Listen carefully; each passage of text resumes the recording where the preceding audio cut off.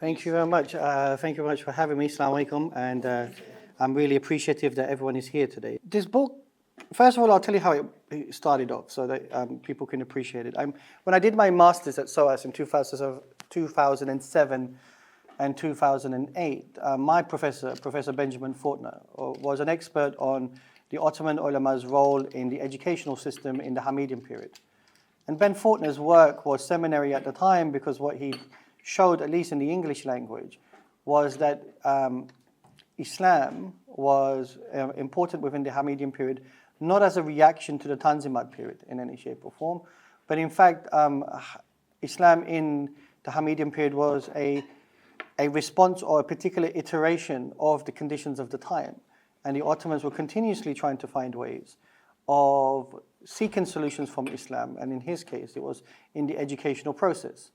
Now, what was unique was there was an assumption prior to this by some academics that the ulama in the late period were irrelevant or invisible or being marginalized. What Ben Faulkner had shown, however, was that the ulama were still very relevant and were finding new roles in new places, almost transmutating as the conditions were evolved. That for me was very interesting.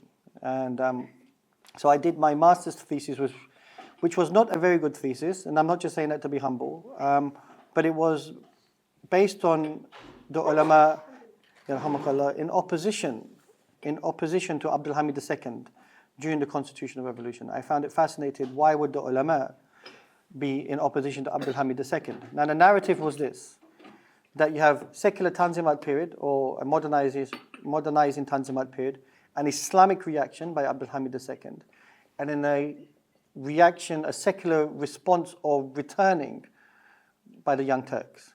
So the Hamidian period either in totality was presented as you know, an Islamic reaction to secularization.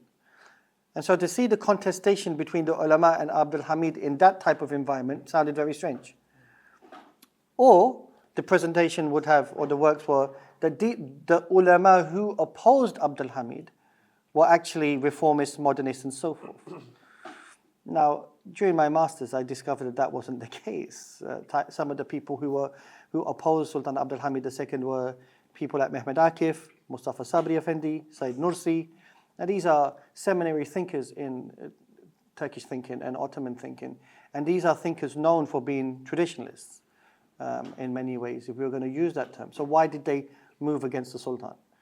Now, that master's thesis never concluded that point conclusively. It was a master's thesis in the end of the day. But it made this point. Now, I remember, I'll tell you an anecdote. When I was presenting this paper, I was asked to present this paper at a conference at Dolma Bahçesaray.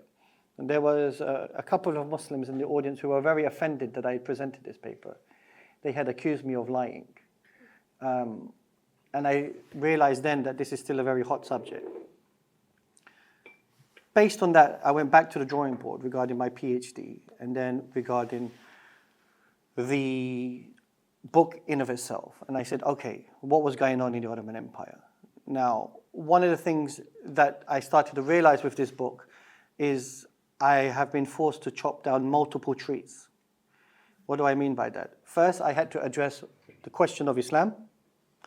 Then I had to address the question of modernity. Then I had to address the question of the ulama.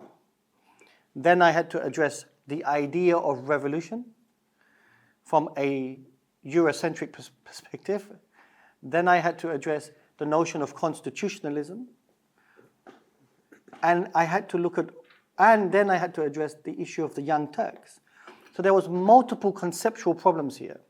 We had meta-narratives that were heavily entrenched in what I considered a very Eurocentric narrative of the Ottoman Empire, right?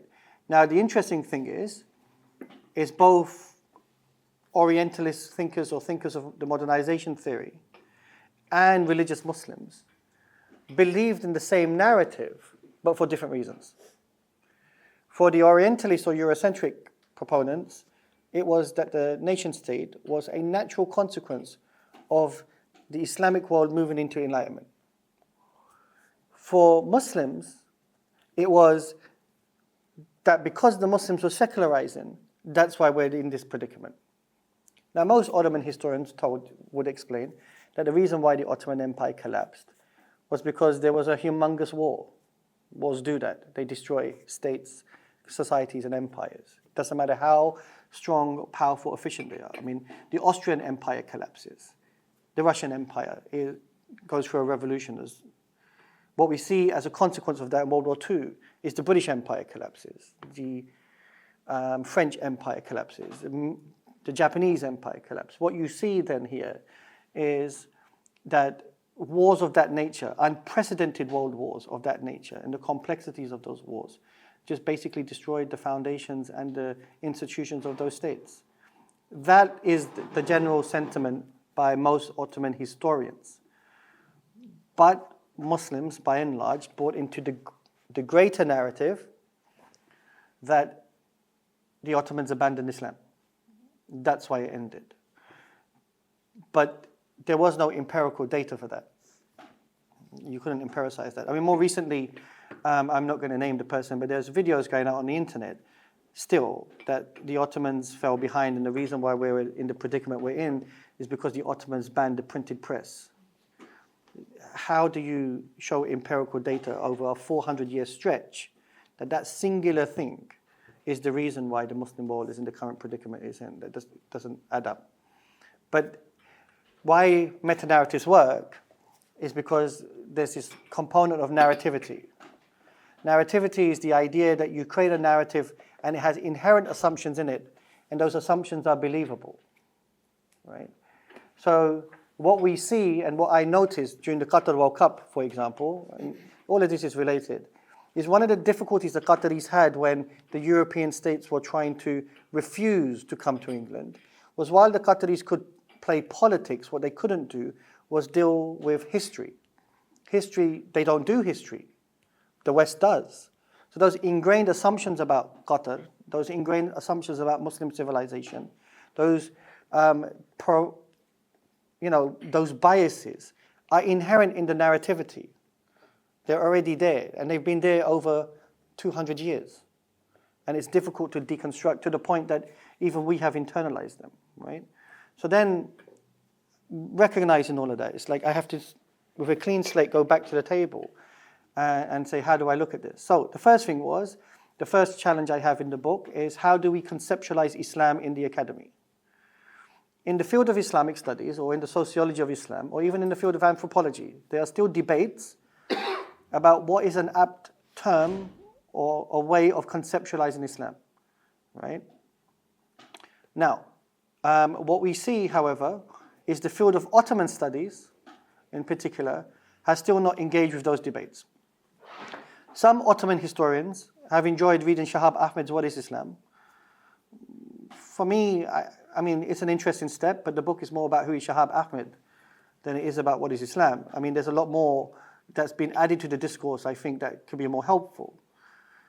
Having said that, apart from that, we have seen very little engagement. And so often I would hear stories in the field of Ottoman studies, there are multiple Islams, there are many Islams. Which Islam are you talking about? Ottoman Islam and blah, blah, blah. So here we have a situation.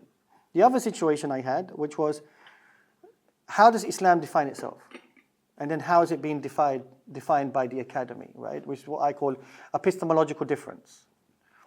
An epistemological difference is the idea that the academy has taken it upon itself to look at the Islamic tradition as deficient in comparison to the academy, and to the point that the vocabulary that's used to describe Islam is almost objectifying it. Not only that, but the idea that the Islamic tradition can speak for itself, to define itself, is still kind of challenging, especially in the field of Ottoman studies. So then I was thinking, what vocabulary do I use to explain Islam in the late Ottoman Empire? How do I present that? Because as a consequence of that, I then have to explain who the ulama are. I have to explain who the Sufi tariqats are. I have to explain what the khilafah is, and all of these things. And the language that's used to describe all of these people often takes away large parts of their agency. So this book then was a response to that by then saying this book is an attempt to show how the ulama in the 19th century represented themselves from their perspective of what was happening in the late Ottoman Empire, right? To give that agency back. Now, as a consequence of that, I had to deal with the idea of what was modernity and how do we define modernity. And in the field of Ottoman studies, we have a term called Ottoman modernity or Ottoman modernization. And Ottoman modernization is the idea that the Ottomans were secularizing. And I say that that needs to be re-examined. And is it possible that Ottoman modernization can be Islamic? And this goes on to Taha Abdurrahman's idea about what can an Islamic modernity look like, right? Now the reason why we're using the word modernity, I guess, is because we're still struggling to move away from the vocabulary of describing the current predicament that we're in. So the word modernity has stuck. And what we see in the academy is this idea that we have multiple modernities. Now what are multiple modernities, and can there be an alternative modernity? And if there can be an alternative modernity to the Eurocentric version or iteration of it, can it be Islamic? And if it's an Islamic modernity, are we describing Islam secularizing? Or can we just make the case, or how do we make the case of Islam still being relevant as a lived tradition in the contemporary world? What type of vocabulary can we give for that? And I would argue, and that the attempt I was doing in the book to one degree, is to make the case then that I don't mind using the word Ottoman modernity, but I would like to redefine it as a way of showing that the debate of whether Islam was secularizing or not is irrelevant. What's more relevant is that there can be an iteration of Islam's existence in the modern world that was capable of negotiating with the changing world, and at the same time it was Islamic. So it was using trains, printed press, bureaucratizing. It had a constitution. It had the parliament. And that doesn't mean that because the Ottomans were doing that they were moving away from Islam. In fact, what it was showing is a contemporary iteration of Islam's relevance in that period of time. And so that's what I was trying to show in that sense, right? Now, revolution then becomes another contentious point, because the idea of revolution is presented from a Eurocentric perspective. And we have two revolutions in that period of time. We have the French Revolution, and then we have the Bolshevik Revolution, and all the other revolutions in between lose their agency and are the same. They're imitations of the French Revolution. They have no indigenous component to them. What all these different revolutions are doing is they're trying to emulate the French Revolution in the image of the French Revolution. Now, anyone who's done French revolutionary history will tell you that the French Revolution was a complicated affair that happened over a prolonged period of time in which many people were murdered and killed. And often, the history of the French Revolution doesn't talk about the peasantry of the French world, but only talks about the center and power, primarily Paris, in the narrative of modernity. That's a restriction of what's happening in the French Revolution. Then what's happened is that particular type of romanticization is then superimposed on the Spanish Revolution, the Greek Revolution, the Austrian Revolution, the Ottomans, the Iranians, the Chinese, and so forth, until we get to the Bolsheviks, and we see a different iteration. In the modern world, even today, I shouldn't say the modern world, but even today, the only exception in terms of revolutionary thinking is the 1979 Iranian Revolution. Apart from that, all the other revolutions are still seen or presented in some shape or form in the image of the French. Right? So I had to re-look at that in that sense. Now, what some Ottoman historians have made the argument is that the Ottomans were instrumentalizing Islam to replicate the French models. What I actually saw was the opposite, was that the Ottomans were far more willing to instrumentalize the vocabulary of the French Revolution, but were still living within the hegemonic Islamic world, because that was the zeitgeist. And they wouldn't have been able to move out of that.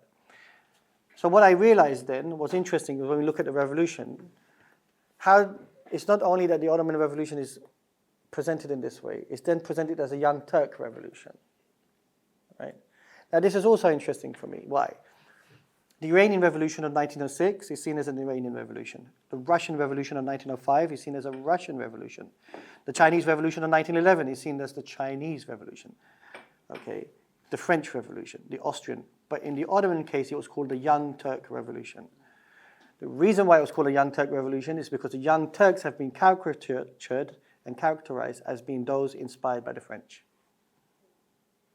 So that, for me, was once again problematic. Why? Because when I saw the revolution, the ulama were a part of it.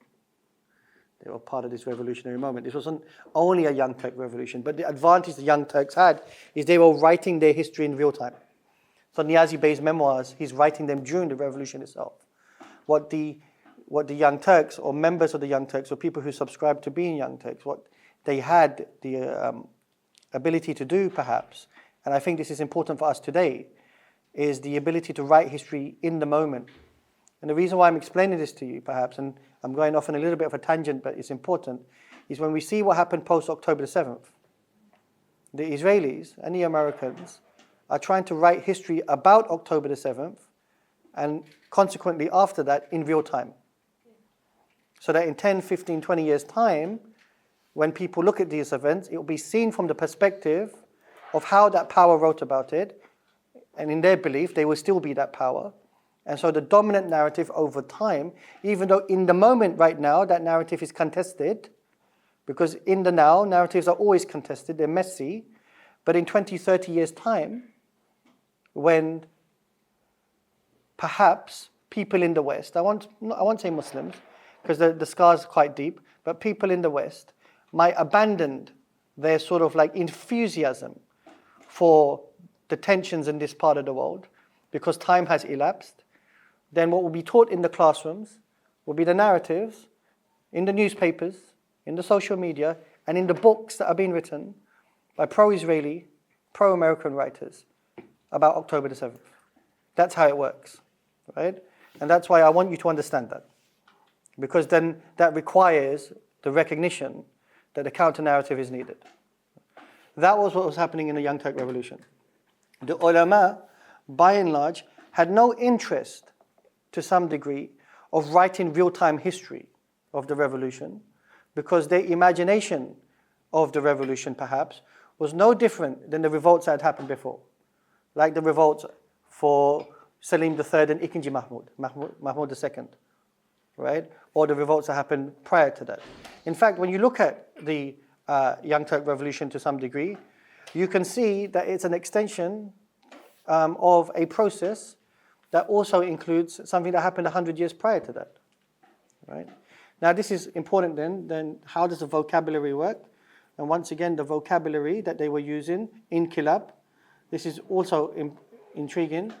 Inkilab at the time meant transformation, because they were concerned about making the case that they are having a revolution. And the argument that they were making is that we are restoring the constitution, and we are creating a state transformation, and we're still going to keep the sultan, but we are not doing anything revolutionary to disrupt the state, and we're just having a return to the old political system of 1876. Now, what's unique here, however, is that the process in 1876 is a top-down process of a drafting committee of elites that tried to put the constitution and parliament in place. The difference is that in 1908, it has an ideological component because there is the revolutionary narrative, the celebrations and so forth. So there is a difference here. I'm not saying there isn't one. The reason why that becomes important, however, is because, once again, once we understand that if 1908 in actuality is not the type of revolution in terms of the destruction of the institutions and so forth, we then understand the Turkish revolution in terms of the formation of the Turkish Republic in a very different light. So it's not just about Abdul Hamid. When the Turkish state is formed, that's an actual revolution, you can call it that, in that sense. Prior to this, you then have to argue and see that revolutionary activity in the Muslim world, within the Muslim space, has not really been the type of revolution where they're trying to replace Islam. So then my argument is, when I look into the works, is that I say 1908 was an attempt of transforming the state by using the rhetorical devices of revolutionary activity. The zeitgeist is still Islam, because the hegemony is still Islam. they are unable to simply replace those Islamic vocabularies with new ones, but they find a particular type of hybridization between the two. But in actuality, both the revolution and the counter-revolution are both done within the Islamic space. Okay? This is, in essence, what I'm pointing to, that it's Muslim contestation for power. And this, for some Muslims, is uncomfortable, the idea of Muslim contestation for power. Why are Muslims fighting amongst themselves? But that's the reality. That's what's happening here, right? So that was the introduction section. And I had to caveat all of that into the introduction. One of the concerns I had in the introduction, I guess, then is, and I made the case is, then who speaks for Islam? And how do you write about it? And how can you aptly write about Islam in the academy? And so I guess in the introduction, what I was doing was making an appeal and an intervention, which is asking Muslim students, I don't hide that, who will read my book and at least appreciate that there is a need for a new type of vocabulary to be used to try to speak of Islam from its own perspective. There are people who are trying to do that, and I'm just adding another layer to that in that sense. The other thing that I felt was necessary in the book was to re-examine the ulama themselves. Okay, who are the ulama? And I felt, and I feel this still, in my time living in Turkey, that I feel that Turkish society has a deficient understanding of what an alim is. Because there's not a lived reality for it. There's not a lived experience. You know, the type of ulama that I met in Damascus or in Cairo, I don't see that in the streets of Baghdad Jaddasi. Now, I'm not expecting to see them in the streets of Baghdad Jaddasi. People are expecting them to see them in the streets of Fateh. I'm not even expecting them to see in the streets of Uskudar anymore. But the point I'm making is that because that reality because it doesn't have a reality, it's abstract. It's even abstract for my students in the Ilahiyat who couldn't conceptualize what an alim is. And that's important. It's important in order for Turkish society to appreciate who the ulama are, and who they were, we have to go back to the drawing board of giving them a fair trial. And so somebody like myself, who's lived his whole life around ulama in various parts of the world, I thought that the depiction of the ulama within the academy so far was deficient. Okay, I'm not going to go into the details of the semantics, but I thought it was deficient. And so it's a well-known fact that in the late period of the Ottoman Empire, the ulama are presented as being a declined entity and backwards. Now that in itself is problematic because they've all been lumped into one space. What I'm trying to show is that I'm not interested in I'm not even interested in the conversation about whether the ulama are declined or not. I'm interested in the conversation that they were multifaceted, they held different positions and opinions, and they were reflective of the eclectic nature of empire. Right? I'm not even interested in creating a dichotomy between traditionalist ulama and reformist ulama, because what I started to notice, even here, is that human beings had the capacity to change positions. At one point in their career, they were reformists. At another point, something happened, they became traditionalists, and then later on in life, they moved again to reformism. This shift in the movement happened all the time. There were some ulama who were very ideological, but then something personal happened to them, or they had a personal affiliation with someone, and they were loyal to them. Why did that happen? And so on, right?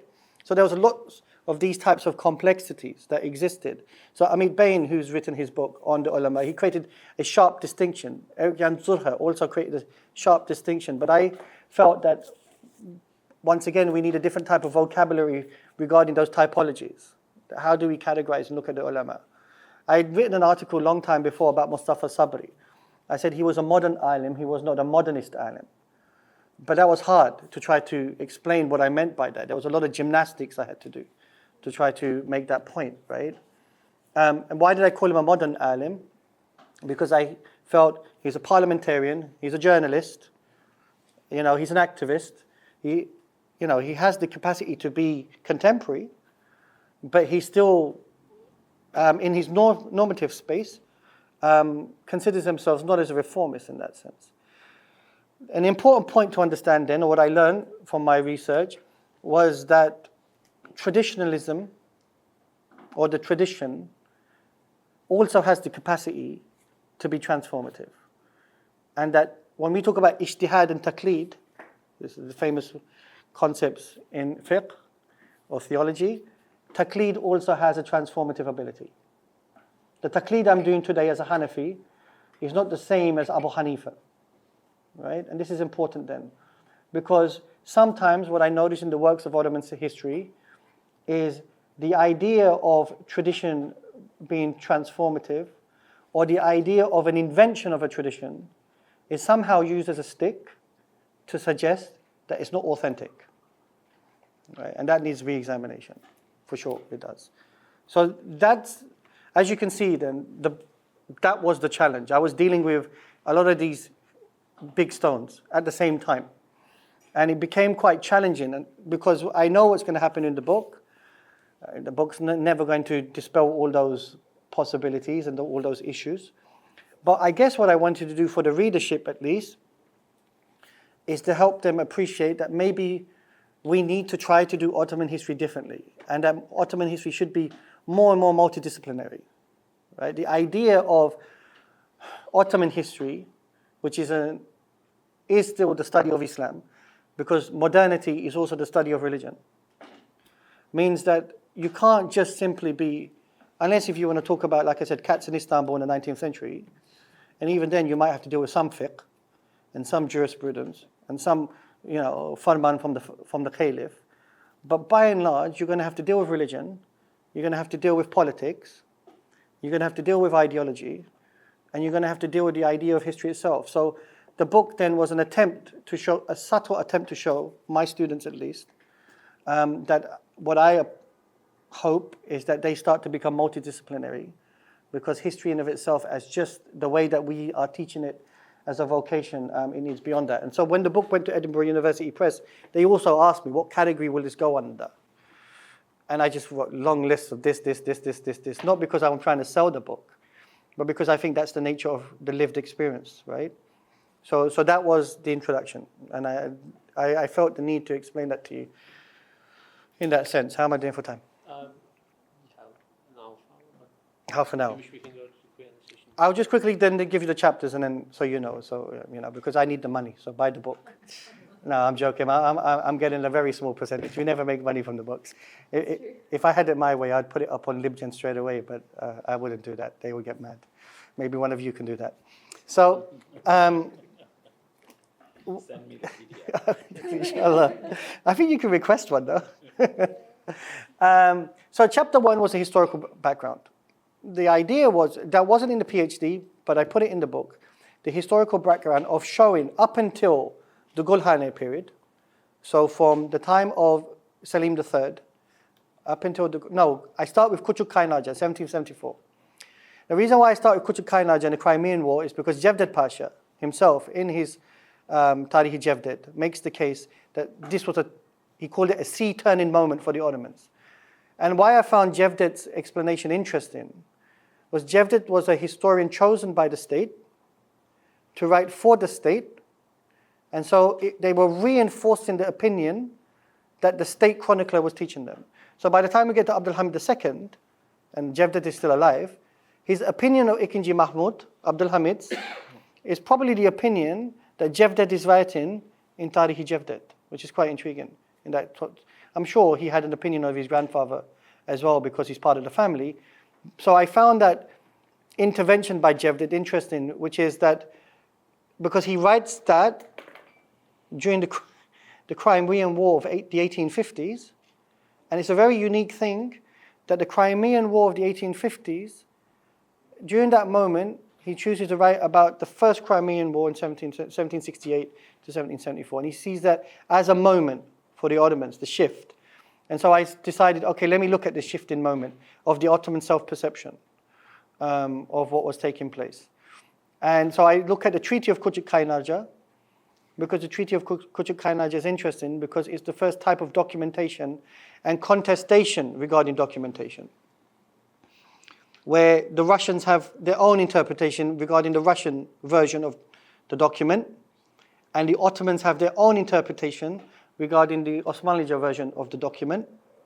And that contestation comes to the table, to the fore, in the 1850s during the Crimean War again, of that interpretation in that sense. And what was also interesting was it was in Küçük Kaynarca where the Ottomans were recognized by the Russians as a khilafah. And that language and that vocabulary legitimized Abdul Hamid's policies during the Hamidian period. So then Küçük Kaynarca becomes important in that sense. And then what I start to see is from Küçük Kaynarca onwards, as we see, is the idea of the Reformation, the attempts by the Ottomans to reform. And what we saw was multiple contestations between the ulama and the state regarding this type of contestation. And what we see, and I agree with Hussein Yilmaz here, is that we had constitutional traditions, some sort of constitutional checks and balances. They existed, and the ulama were part of that. And that majlis building was not something that the Ottomans were alien to. It happened in local levels of society, and it happened in the center too, right? And that the point here is to show that the Padishah was not an authoritarian. In fact, the Ottoman system inherently has always had some mechanisms to make sure that the Sultan did not have absolute power in some shape or form. And the reason why I felt the need to show that is because if we're talking about constitutionalism, then the idea of holding sultanic authority to account is not alien to the Ottomans. It's part of a tradition that goes beyond this. Why? Because I'm trying to move away from the Eurocentric narrative that they were simply trying to replicate what the Europeans were doing. This is something which is inherent in the Ottoman tradition, and so on, right? And so that chapter is that whole historical narrative of this contestation. And one of the things I try to show regarding these checks and balances and institutional contestation for power is it's not like this, but it's different powers pushing in different places, right? And that there's never, ever, the balance of power is not silence. The balance of power is constant. When you achieve one type of authority, your jurisdiction is always going to overstretch on someone else's authority. That's just the nature of how balance of power works. And so there's a constant pushing and pulling. And so what I'm trying to show, I guess, in this chapter first, and then throughout the book, is the contestation between the ulama, the elites, the House of Osman, and the armed forces has been a constant battle that has happened throughout the Ottoman period because that's how power operates. And so when you start reading about the ulama trying to hold Abdul Hamid to account, or some ulama aligning themselves with the Janissaries, or some ulama aligning themselves with Alim Bayraktar and so forth, you see, Alim Dad Bayraktar and so forth, you see this is how it is. And what you also see is the ulama themselves, because they're a diverse pluralistic group, and they had different inclinations and different positions. So that was chapter one. That historical background was necessary. The second chapter was from the Gulhane period to 1861. And in that chapter, I try to kind of make the case that I'm not that convinced of the Islahat Farmana as being some sort of like indication of secularization. But I think that Islahat Farmana, because it's dealing primarily with the subjects who are non-Muslim, it doesn't need all the flowery language of the Gulhane. The Gulhane is talking to everybody, including the Muslims, because of the conflict between Mehmed Ali Pasha in the center, because of the abolishment of the Janissaries, the forced conscriptions, the taking away of properties and so forth. The Gulhane is trying to deal with that sort of address of what the last 30 years had been. In fact, the document says from 150 years before, which is quite interesting that they created that imagination. But the Islahat Farmana for me was the state trying to reorganize its relationship with the Christian and Jewish communities. Was there some form of outside intervention? I'd have to concede that. But the important point is how much of that outside intervention forced implementation. And they were doing that from before. So for me, the Islahat, I don't see it as part of the constitutional conversation. The more interesting conversation is in 1861 when Sultan Abdulaziz comes to power. And then we have Mahmud Dadin Pasha, who writes his treaties, making the case that we don't need constitutional works. What we need is a Padishah who's just and upright and so forth. Now, why that becomes interesting is although Sultan Abdulaziz doesn't implement that, Sultan Abdul Hamid clearly does. So this is an interesting pivotal moment for me. And then obviously then I look at the drafting committee of 1876 to show the debates that happened within the conversations of 1876 and show that the ulama were part of those conversations. In fact, I try to talk about the bureaucratic alim, the alim who is not wearing the uniform of the alim but has the ulama training. So Cevdet Pasha, Mithat Pasha. People call Mithat's father was an alim. Mithat had a madrasa training. And this is important because those of you who know, I work with Murtaza Badr. Murtaza Badr is an alim in Turkey, but he's wearing a suit at Islam and a tie. You don't have to wear, your training doesn't leave you because I'm wearing a cap. My training is still here. It's in me, right? It's what I call the episteme is here still, right? So Namik Kamal, when you see Namik Kamal's type of training, yes, maybe he didn't go to a madrasa, but it's known. If you check the Encyclopedia of Islam, or Namik Kamal was privately still training and learning with people. So the uniqueness about some of these characters, in particular, is the ability of this fluidity that they maintained, where they may not be holding the official position in terms of work as an alim, but they had the ability to still converse and have that debate, which was important. And that, for me, then makes the constitutional debates of 76 very interesting in that sense. And I make this case even later on about people like Mehmed Akif and so forth. Mehmed Akif trained as a veterinary person. He'll be great in Baghdad Judsi, by the way. But Mehmed Akif was given Juma khutbahs at Hagia Sophia. How do you do that? How do you get permission to give khutbahs at Hagia Sophia? Or do Quran tafsir? So once again, there has to be some type of training, acceptance by your peers that you are allowed to do that. So that's one of the things what I would say I used is some form of liberty of being a lot more generous in my conceptualization of who an alim is. And my conceptualization of who an alim was not based on profession, but based on education. So I use education as the marker. So if you're Sayyid Nursi and you studied in a village, that doesn't disqualify you because you don't have an official position at Fatih Jami. What would disqualify you is if you didn't have that training at all, right? So this is what I tried to show. So 76 was interesting because I show that, or I try to attempt to show, is that there were contestations between the various camps regarding constitutionalism in 76. And this is normal within the drafting committee. And then I show after that, the next chapter is after Abdul Hamid decides to do away with the constitution, how the movement emerges to support the style of governance that Abdul Hamid is promoting. So the members of the ulama and the Sufi tariqats and so forth who promoted Abdul Hamid. And then the opposition, including the members of the Sufi tariqats who were oppositional to Abdul Hamid and the ulama who wanted a constitutional system, right? And then in 1908, I look at the revolution itself, and in particular, I look at the revolution in the Albanian provinces. And what you see is that this is very unique, which is a revolution, if we're going to call it that, happens in the periphery and the centerfolds. This doesn't usually happen. Revolutions happen in the center, and that's why the center folds.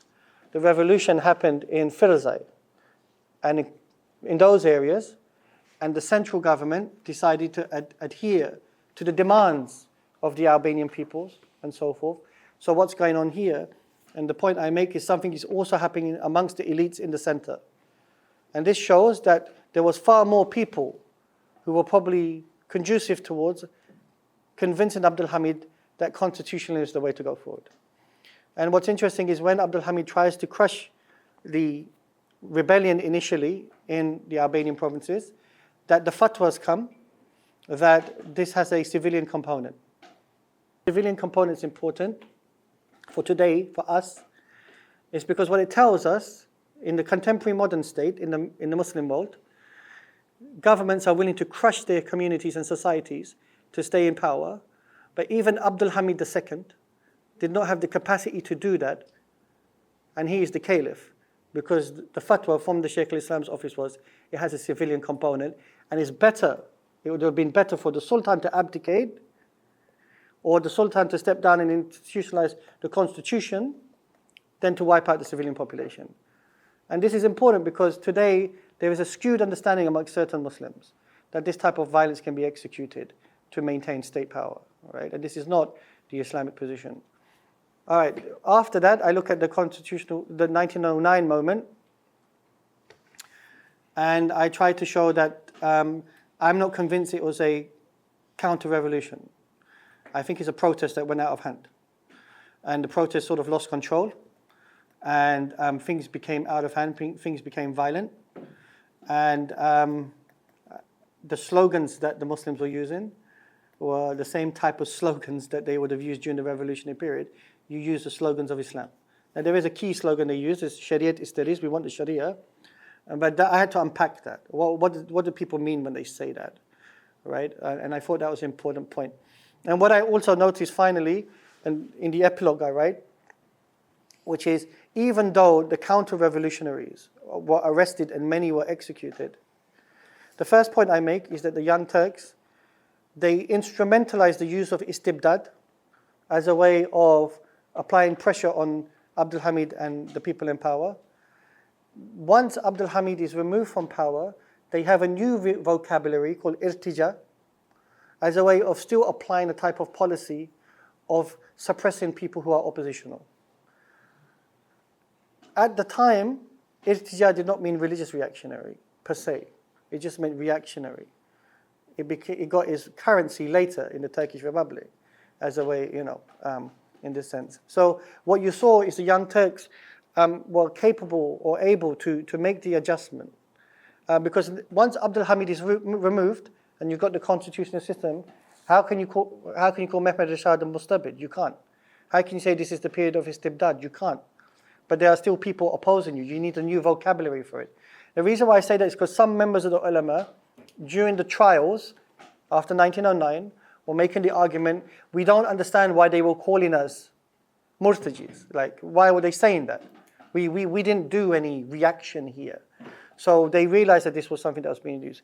Anyway, the point I make after that is when people are arrested and executed and exiled, the counter-revolutionaries still have some success. Because when Al-Malal Hamdi Yazar makes the drafts the new constitution of 1909, he takes into consideration some of their complaints. And what this means is then that sometimes revolution, quote unquote, or violent protest is an extreme form of negotiation with the center. That in those days, when you are marginalized from the apparatus of the state, and the only source available to you is to go onto the streets and destroy everything, you're talking to the devlet to telling them, listen to us, because they have no other avenues to be able to do it. And that creates an extreme reaction. The devlet in return then puts people in prison so that that type of violence never happens again, but they still do negotiate with the demands because that sentiment is still there. They still negotiate with it. And that was one of the things I was trying to show. And that's important because I guess what I was trying to show is that the revolution of 1908 and 1909, to some degree, does have some similarities between the contestation in the time of Selim III and Mahmud II. So in that sense, once again, we see in Ottoman history, if we move away from and time being flatline, we see, this is like a full circle moment. And so then I start the book, surprisingly, with a quote by Charles Dickens during 1808. I say, this was the best of times, this was the worst of times. And then after, I end the book during the Constitutional Revolution with the same quote by Charles Dickens to say this was the best of times, this was the worst of times, as a way of sort of showing that, this is just a fluid thing that the Ottomans have experienced before, but things are always evolving and changing. So that's by and large the book. And I, in all of those moments, I try to show the ulama's actions and their ideas. And this will be my last sentence. My attempt is, yes, on one hand, people argue it's an attempt to rewrite historiography, but primarily my intent was that show it from the perspective of the ulama. how did they see the activities? How did they see their ideas? How did they see themselves from their perspective, so that we can understand how they viewed themselves? And that opinion and that voice matters because I call them a meta-institution. That they were an institution that regulated every other institution in the state, right? And that's why I guess then later on in history, in other parts of the world, including this one, the ulama were gutted out, okay, to some degree. But the difference between the modern state and the Ottoman state is I take opinion by an academic who says the state mufti was not necessarily the state's mufti. And on many occasions, I see that even though somebody was the state mufti, they still had enough independence because of the machinery and the mechanism to have room to maneuver. There were people who aligned and so forth. That's not the point I'm making. But the idea that just because you were the Sheikh al-Islam or you worked for the state, that you did everything the Padishah told you is not necessarily true. And that I wanted to show that, even up until Abdul Hamid, who's presented as the absolute sultan. And that even he, in fact, I try to argue that Abdul Hamid throughout his reign is always nervous. Thank you very much.